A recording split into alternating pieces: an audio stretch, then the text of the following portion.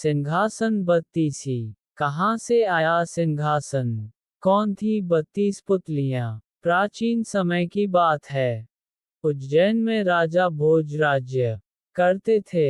वह बड़े दानी और धर्मात्मा थे।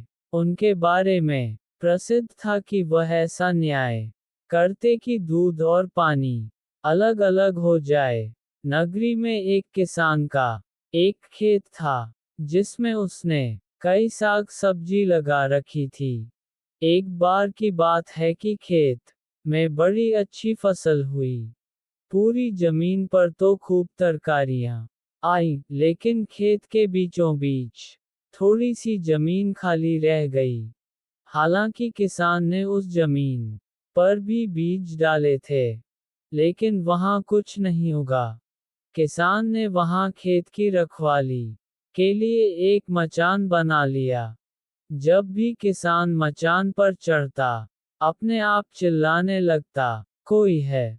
राजा भोज को पकड़ लाओ और सजा दो। मेरा राज्य उससे ले लो। जाओ, जल्दी जाओ। सारी नगरी में यह बात आग की तरह फैल गई और राजा भोज के कानों में पहुंची।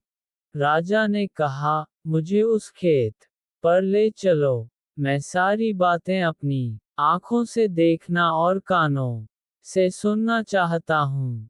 राजा भोज जब उस जगह पहुँचे, तो उन्होंने भी वही देखा कि किसान मचान पर खड़ा है और कह रहा है, राजा भोज को फौरन पकड़ लाओ और मेरा राज्य उससे ले लो। ये सुनकर राजा चिंतित हो गए। चुपचाप महल में लौटा आए। उन्हें रात भर नींद नहीं आई। सवेरा होते ही उन्होंने राज्य के ज्योतिषियों और जानकार पंडितों को इकट्ठा किया। उन्होंने अपनी गोपनीय विद्या से पता लगाया कि उस मचान के नीचे कुछ छिपा है। राजा ने उसी समय आज्ञा दी कि उस जगह को खुदवाया जाए। खोदते खोदते जब काफी मिट्टी निकल गई तो अचानक एक सिंहासन प्रकट हुआ। सिंहासन के चारों ओर 8-8 पुतलियां यानी कुल 32 पुतलियां खड़ी थीं। सबके अचरज का ठिकाना न रहा। राजा को खबर मिली तो सिंहासन को बाहर निकालने को कहा, लेकिन कई मजदूरों के जोर लगाने पर भी वह सिंहासन टस से मस न हुआ। तब एक पंडित ने कहा कि यह सिंहासन देवताओं का बनाया हुआ है, अपनी जगह से तब तक नहीं हटेगा जब तक कि राजा स्वयं इसकी पूजा अर्चना न करें। राजा ने ऐसा ही किया। पूजा अर्चना करते ही सिंहासन ऐसे ऊपर उठाया मानो फूलों का हो। राजा बड़े खुश हुए। सिंहासन में कई तरह के रत्न जड़े थे, जिनकी चमक अनूठी थी। सिंहासन के चारों ओर 32 पुतलियां बनी थी। उनके हाथ में कमल का एक एक फूल था। राजा ने हुक्म दिया कि खजाने से रुपया लेकर सिंहासन दुरुस्त करवाएं। सिंहासन सुंदर होने में 5 महीने लगे। अब सिंहासन दमक उठा था। जो भी देखता देखता ही रह जाता। पुतलियां ऐसी लगती मानो अभी बोल उठेंगी। राजा ने पंडितों को बुलाया और कहा, आप लोग कोई अच्छा मुहूर्त निकालें। उस दिन मैं इस सिंहासन पर बैठूंगा। दिन तय किया गया। दूर दूर तक लोगों को निमंत्रण भेजे गए। तरह तरह के बाजे बजने लगे। महल में खुशियां मनाई जाने लगी।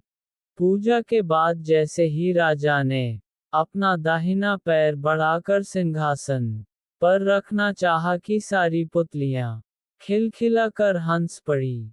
लोगों को बड़ा अचंभा हुआ कि यह बेजान पुतलियां कैसे हंस पड़ी। राजा ने अपना पैर खींच लिया और पुतलियों से पूछा, ओ सुंदर पुतलियों, सच सच बताओ कि तुम क्यों हंसी?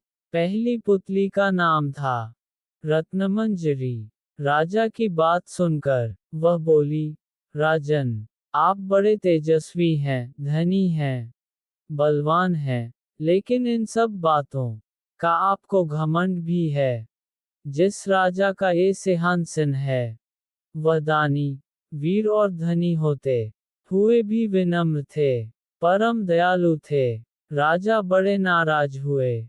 पुतली ने समझाया, महाराज, ये सिंहासन परम प्रतापी और ज्ञानी राजा विक्रमादित्य का है।